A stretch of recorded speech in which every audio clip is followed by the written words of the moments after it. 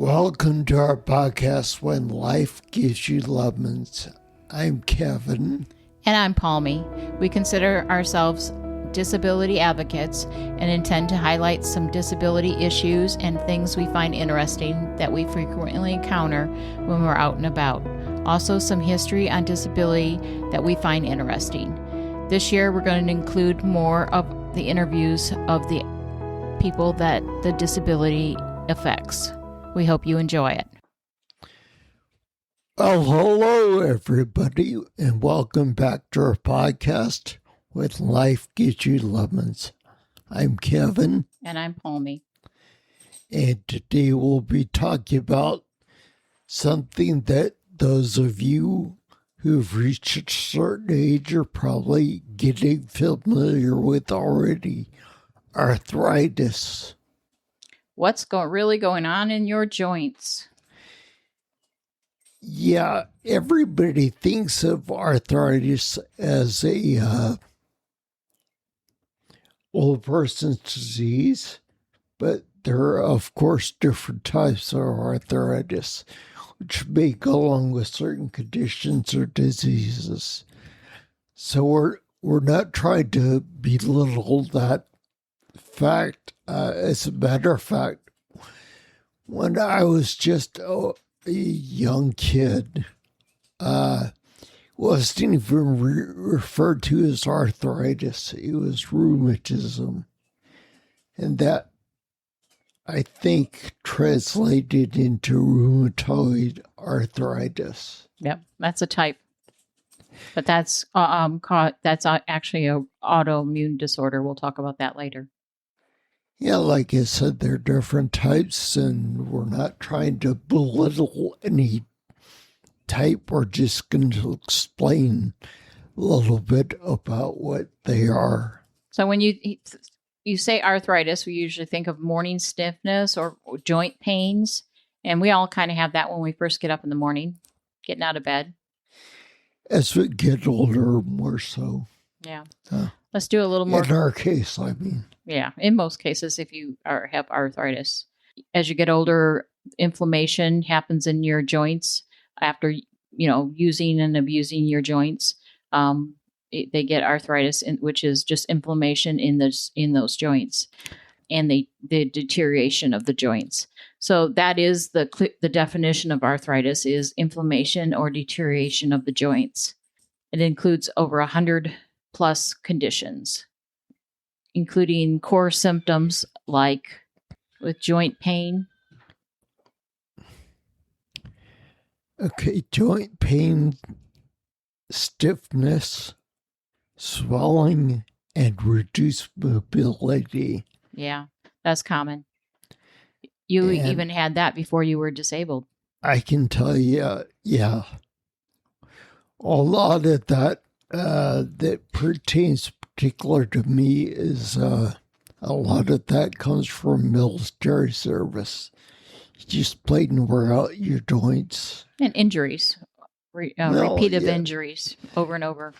Sometimes there are injuries, but relatively speaking, I was injury-free. During your service? Yeah. Yeah. I mean, eventually I wasn't, but when I got out, I was relatively injury-free. I mean, there are people that have had concussions, multiple concussions, people that have well, you ripped your broken bones, your arm. There are people that have been involved in a vehicle from the motor pole running over them, rolling over them, so to speak. There's just all kinds of stuff Accidents. that could go wrong. Yeah, and then injuries during. And when you have something like that affect your joint, it just doesn't go away. Your joint is never really the same. Yeah. I've had it because I have fibromyalgia, and so I have inflammation. I have the autoimmune disease, and so the inflammation is within the joints, so it's just painful all the time. And that's the swelling, the stiffness, lack of mobility. During the autoimmune disorders, you don't regenerate during sleep. You don't regenerate your muscles in your to get relief from that. So there is 5 major types of arthritis. We broke down the most common forms and simple explanations of them. So go ahead and you can start. You have osteoarthritis, which is basically wear and tear and degeneration. Which I think is probably the most common, yeah. Rheumatoid arthritis, which involves an autoimmune inflammation. Inflammation, yeah. Inflammation. I know.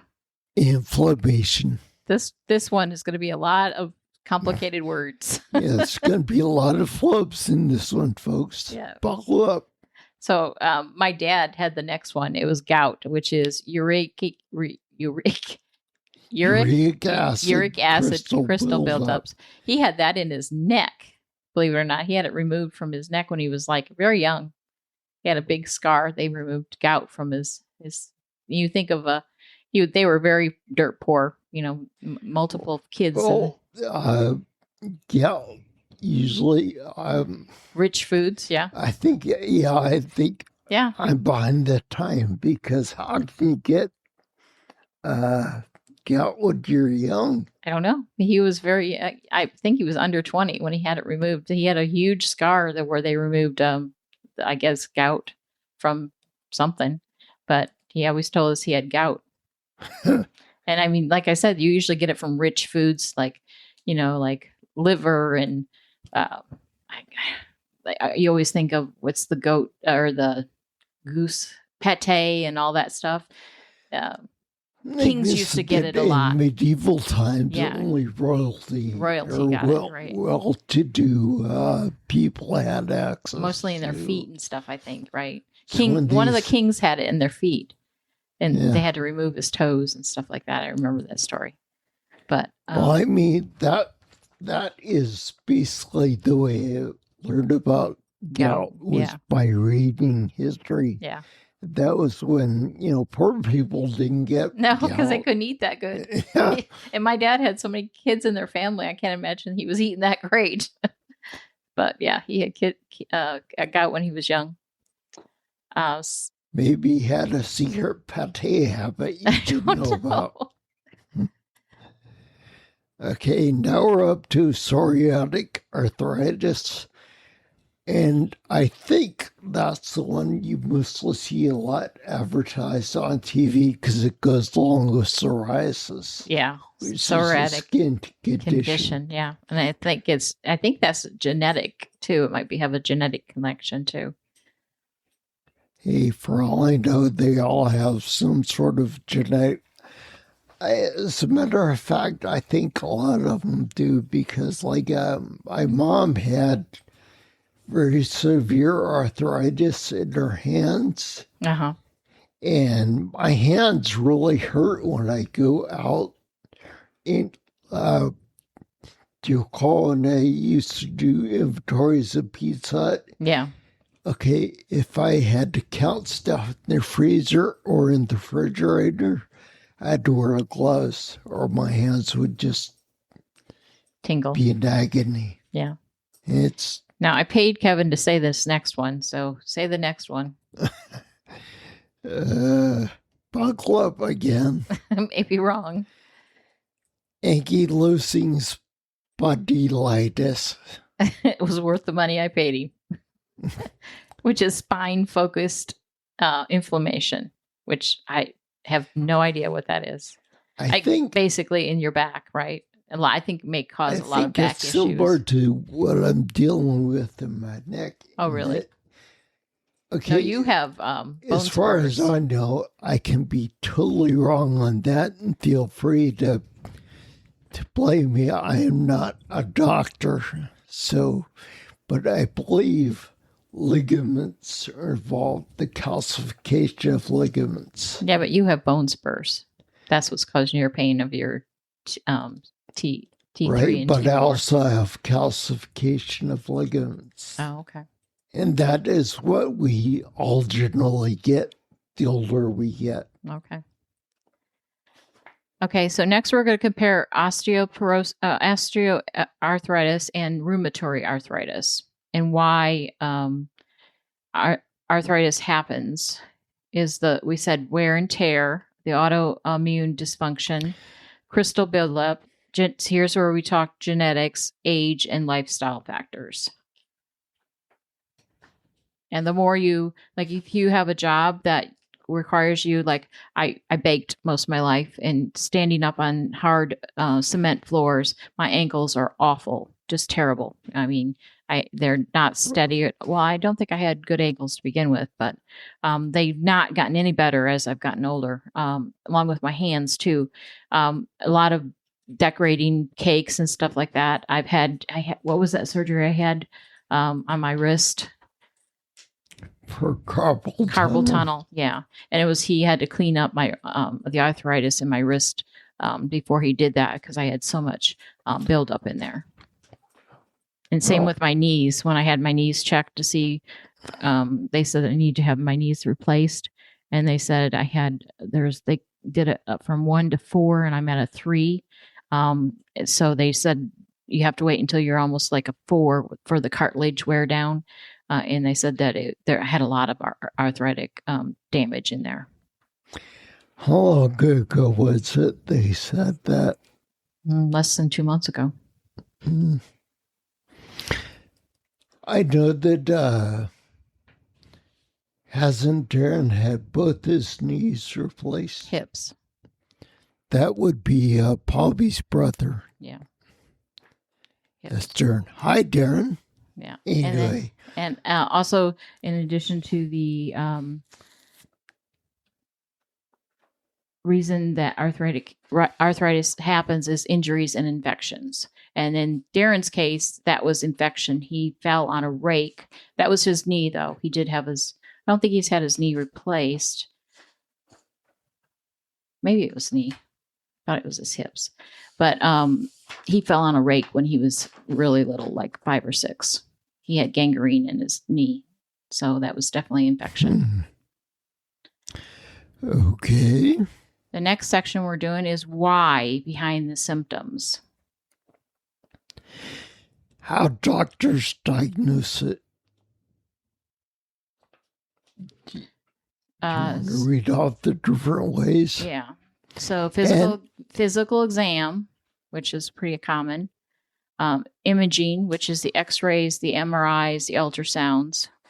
Blood tests for the inflammation and the autoimmune markers. That's what I did for the fibromyalgia. At the time, they didn't have an autoimmune marker for that. It was the lack of certain markers, I guess. And then it explains how diagnosis helps determine the types.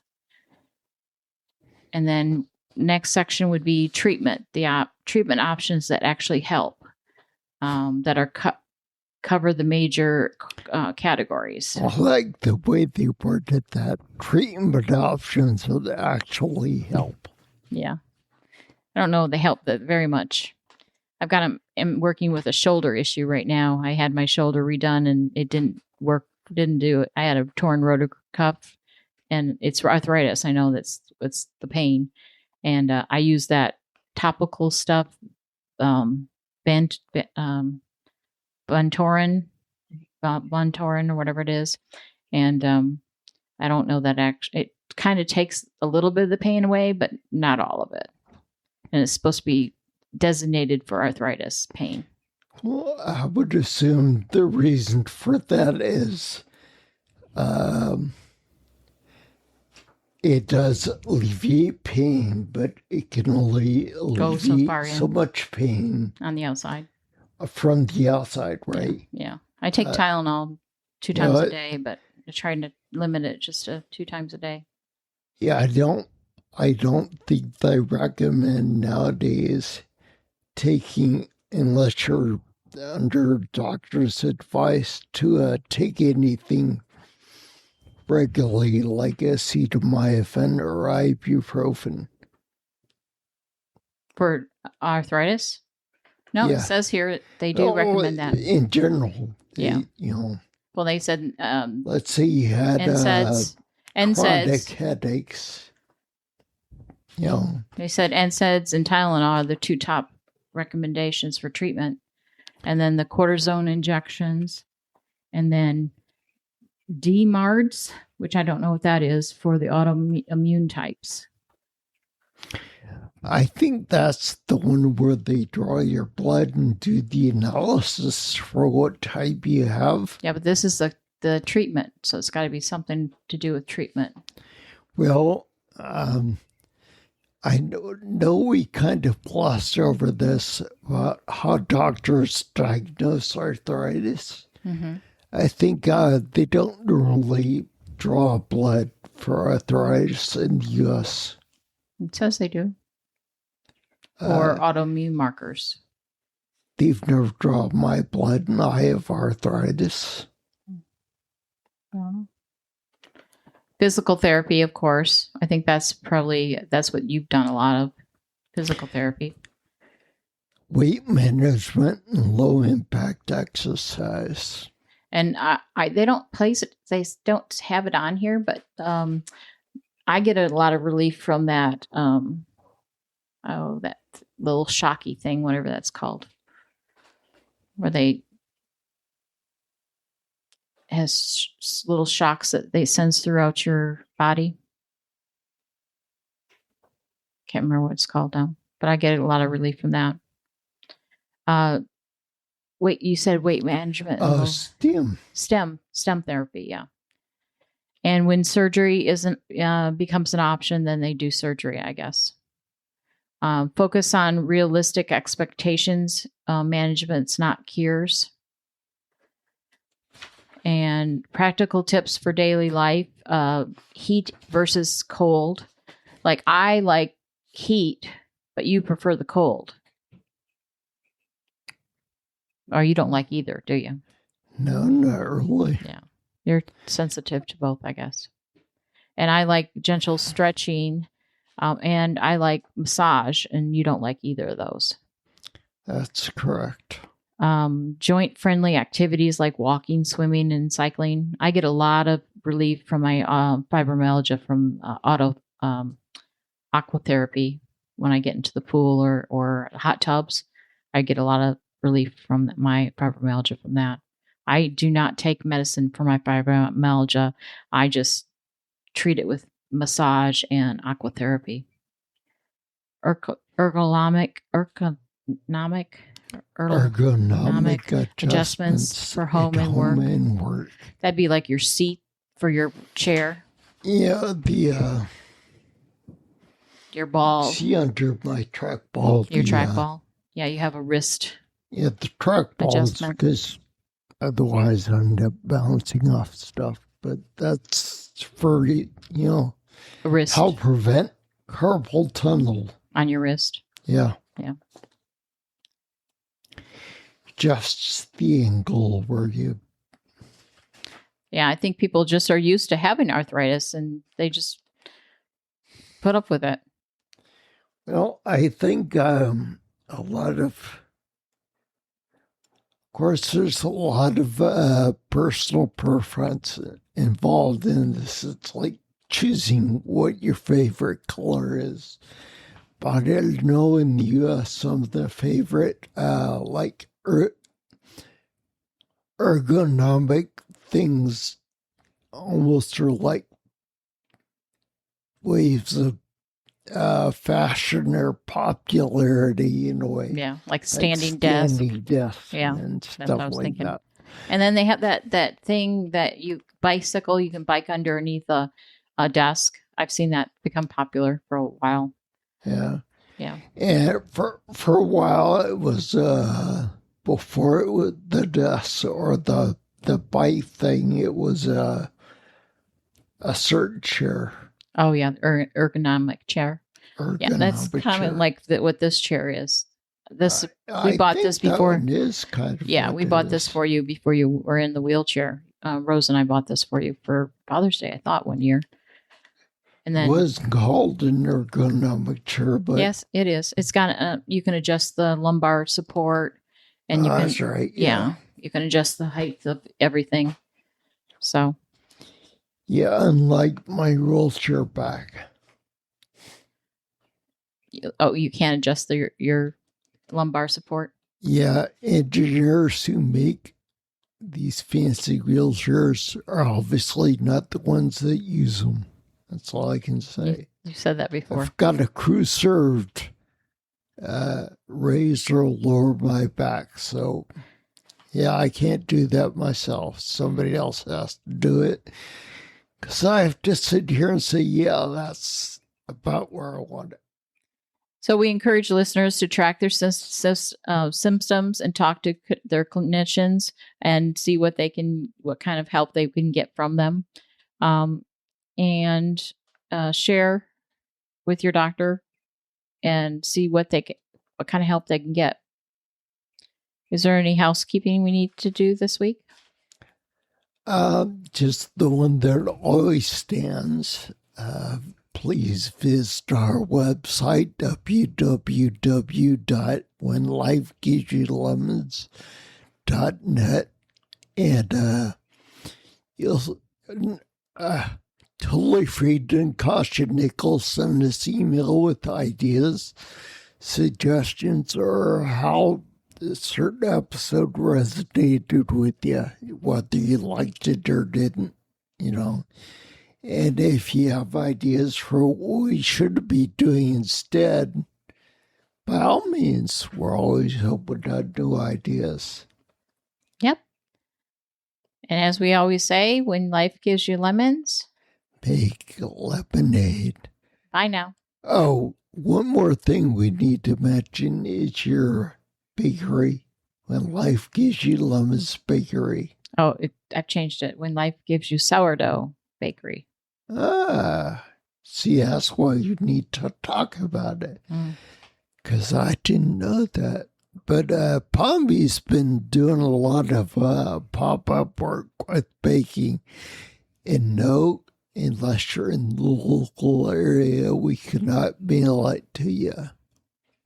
Because baked goods... No preservatives. That we bake, that Palmy makes, don't have preservatives in them. Yeah. So if we mail them, you're likely to get a moldy loaf of sourdough or whatever. Yeah. Either moldy or stale. There you go. Probably depending more on the time of year than anything else. Am I right? Yep. Okay, that's all for now, folks. See you soon. Talk to you next time. Bye. Bye.